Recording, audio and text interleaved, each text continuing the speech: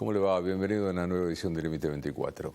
Cuando pasan algunas cosas, como las que pasaron hace muy poquito en San Martín, donde nuevamente un accidente de tránsito, esta vez involucrados a policías, nos lleva a la memoria de cuántas cosas pasan en la Argentina y siguen pasando. Cuántas leyes no se modifican, cuántos muertos seguimos teniendo por accidentes de tránsito. Uno puede hablar de accidentes y también podría hablar de otras cosas, pero siempre me queda presente, hace algunos años, un tipo que sabe mucho de autos y que sabe mucho de automovilismo, como es el Flaco Traverso, daba algunas charlas sobre seguridad vial. Y un día tuve la posibilidad de charlar con él, tomando un café y un poco más tranquilo, y le preguntaba por qué hay tantos accidentes de tránsito en la Argentina. Y él me dijo una frase que me quedó realmente muy grabada. ¿Sabés lo que pasa? Que en la Argentina manejan como yo manejo en un autódromo. Yo en mi vida en la calle tuve un solo accidente de tránsito, jamás. ¿Sabes por qué? Porque no estoy en un autódromo. A mí me gusta la velocidad, me gustan los autos. Bueno, hice una profesión, tuve mi actividad, salí campeón, etcétera, etcétera. El problema del argentino es que se cree que se puede manejar en la calle como si fuese un autódromo. Y si a eso le sumamos a este cóctel terrible, lo que son leyes muy blandas, donde se entiende que siempre hay un accidente, que si bien no hubo intencionalidad desde el código, sí hubo una imprudencia fatal. ¿Cómo se le explica entonces a una madre, un padre, que se equivocó? Que otro chico que venía en una avenida, que un policía que venía en una calle, sin sirenas, termina matando a una abuela, después a un nene. Bueno, de todo esto vamos a hablar. Y vamos a hablar con alguien que, creo yo, no me voy a equivocar en el término, lamentablemente la vida le enseñó a tener que saber mucho más de esto. Quédese en esta edición de Límite 24, porque vamos a charlar con Vivian Perrone, una mamá que, insisto, desde la vida misma tuvo que aprender un montón de cosas y que hizo de la pérdida de su hijo una bandera de lucha que hasta el día de hoy, lamentablemente, todavía hay que seguir sosteniéndola, porque hay muchas cosas para cambiar en esta Argentina. Dale.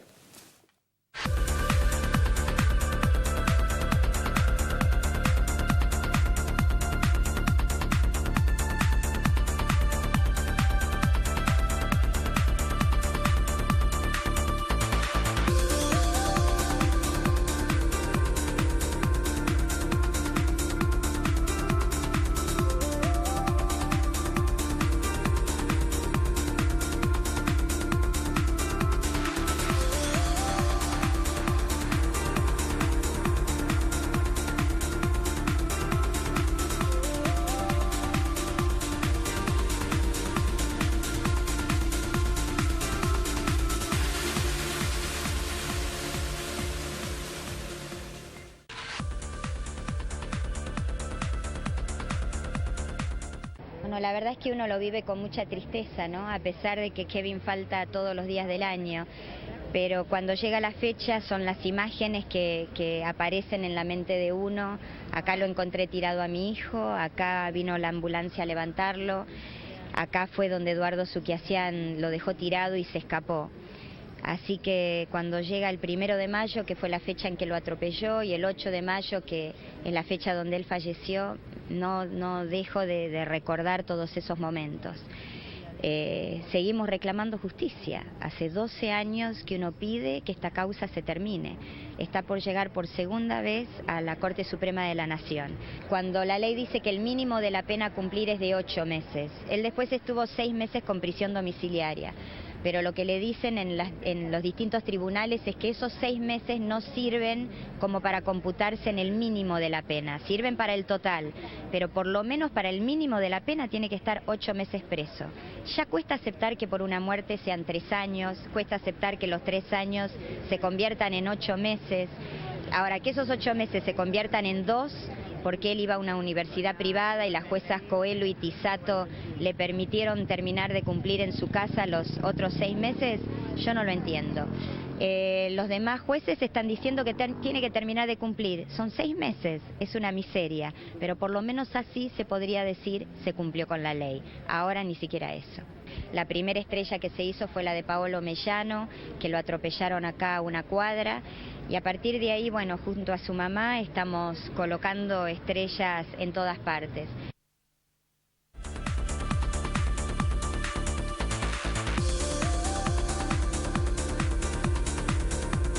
Esto pasó hace 2 años y no fue casual que eligiéramos, porque todos los años Vivian recuerda a su hijo, pero en este caso se sumó una estrella, esta idea de la estrella amarilla en la Avenida Libertador en Vicente López, y nos parecía un punto para tomar en cuenta que cada uno de los que pase por la Avenida Libertador vea esa estrella. Vivian, bienvenida, ¿cómo estás? Hola, ¿qué tal? Buenas tardes. Hay mucho para charlar con vos, hay mucho para ver cómo está la causa, cómo está tu lucha. Pero antes de todo eso, me gustaría que nos cuentes un poco y le cuentes a la gente, bueno, un poquito de Kevin. ¿Cómo está Kevin? Es para una madre hablar de su hijo, uno siempre tiene lo lindo, el recuerdo. Era un chico como muchos otros chicos, ¿no? A él le gustaba ir al colegio, quizás en ese sentido no, pero le gustaba porque tenía muchos amigos ahí, le gustaba jugar al fútbol, tocaba la batería en la banda del colegio. ¿A qué colegio iba? Al San Nicolás, que está en la calle Rawson y Ricardo Gutiérrez, en Olivos. Y bueno, justo el día del hecho de él se había quedado en el colegio ensayando con la banda y después de eso los chicos más grandes lo habían elegido para jugar un partido de fútbol de alumnos contra profesores del colegio. Así que eso fue todo el último día en que él estuvo en el colegio, ¿no? Y él estaba muy feliz porque era lo que a él le gustaba. ¿Le gustaba la música? ¿Tenía amores? ¿Tenía algún amorcito? Que yo me haya enterado en ese momento, no. Ahora, después me habían contado que cuando él jugaba en el club de barrio, él jugaba en Martínez, en La Estrella, y después las madres vinieron y me contaron, sí, cuando él jugaba, las chicas hasta se escribían el nombre Kevin. Pero nunca llegó a salir, nunca tuvo. La verdad que le quitaron lo más lindo también de la vida, ¿no? Nunca tuvo una novia. Recién, piensen que esto ocurrió hace 14 años atrás. Los chicos hace 14 años no era. Él nunca tuvo celular, él nunca tuvo Facebook, él nunca tuvo nada dentro de la computadora, ni siquiera existía eso de subir las fotos. Todo eso fue rápido en estos últimos 8 años más o menos, ¿no?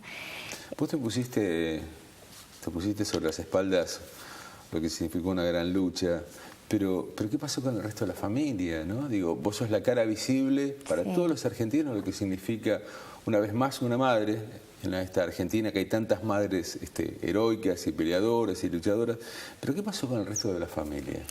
Bueno, mis padres siempre me ayudaron muchísimo con mis hijos, porque yo siempre tuve que trabajar mucho. Yo soy profesora de inglés y daba clases en el Colegio San Nicolás, daba clases en empresas, tenía alumnos particulares, o sea, trabajaba mucho durante el día. Y muchas veces me ayudaban mis padres, así que sufrieron muchísimo la pérdida de Kevin, ¿no?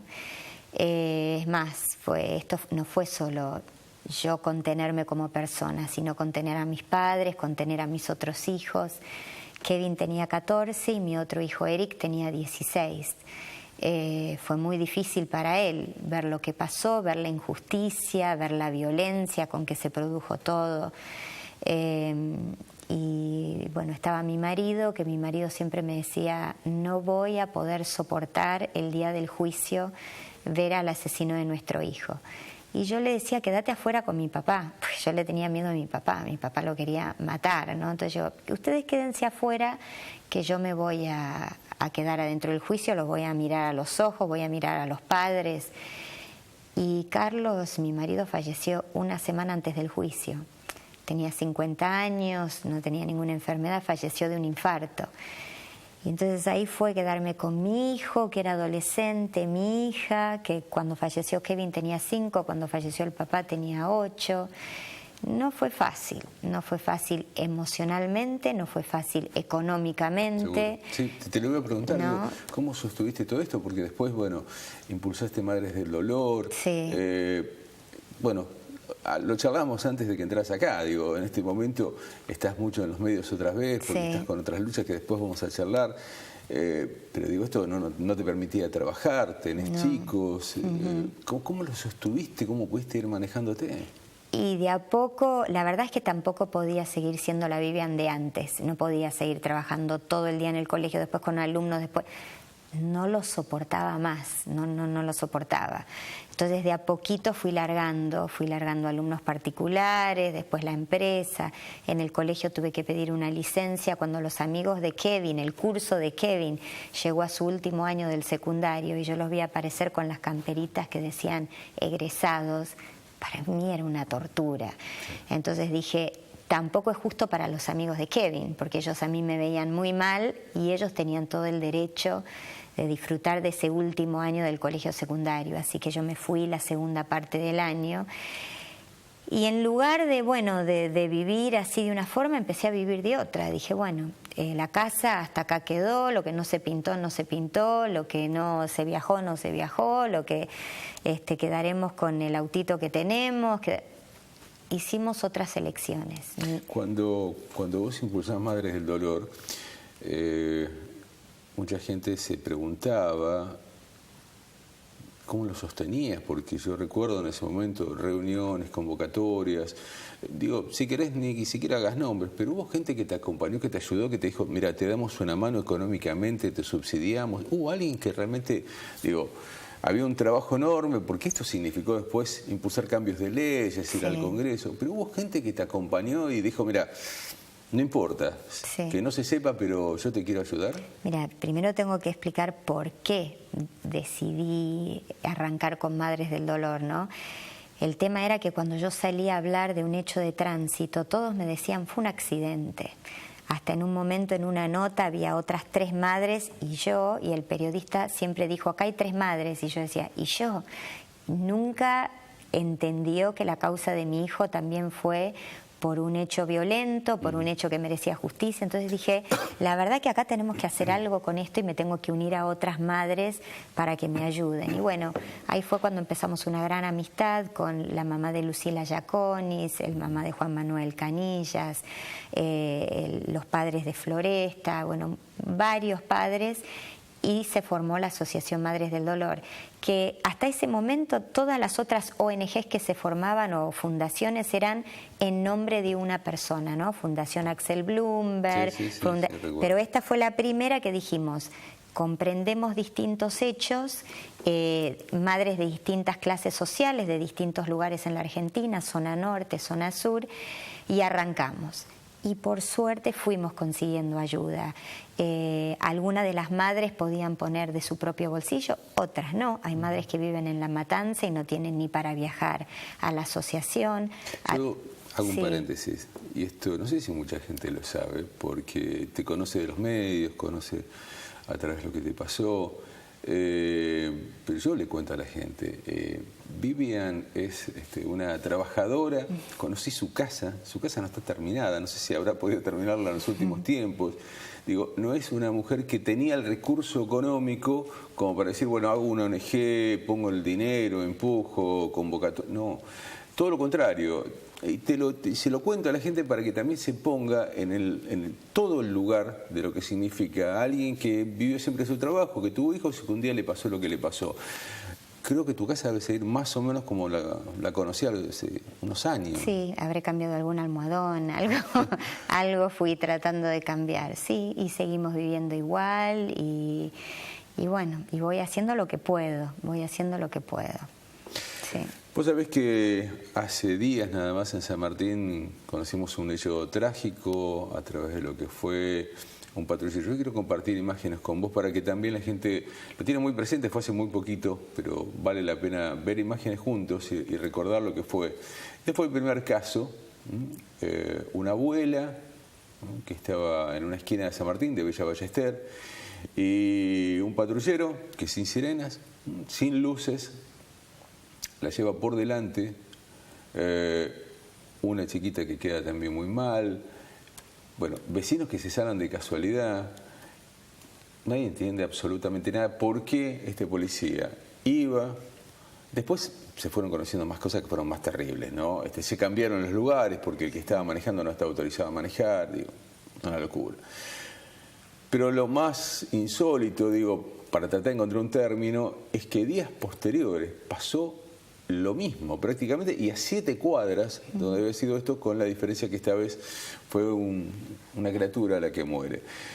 Digo, ¿En algún momento vos habías sabido, te habías enterado de que patrulleros, por ejemplo, habían tenido accidentes trágicos como este? No, la verdad que no. O sea, hay algunos casos donde algún que otro patrullero, quizás realmente corriendo detrás de un delincuente, claro, o yendo a un lugar donde lo estaban llamando, atropelló a alguien. Y bueno, ahí podemos llegar a decir, bueno, venía con las luces, ¿qué pasó? Pero en este caso hay mucho que quedó en una nebulosa terrible, ¿no? ¿A dónde iban? ¿De dónde venían? Supuestamente iban muy apurados porque venían de un lugar donde no tenían que estar.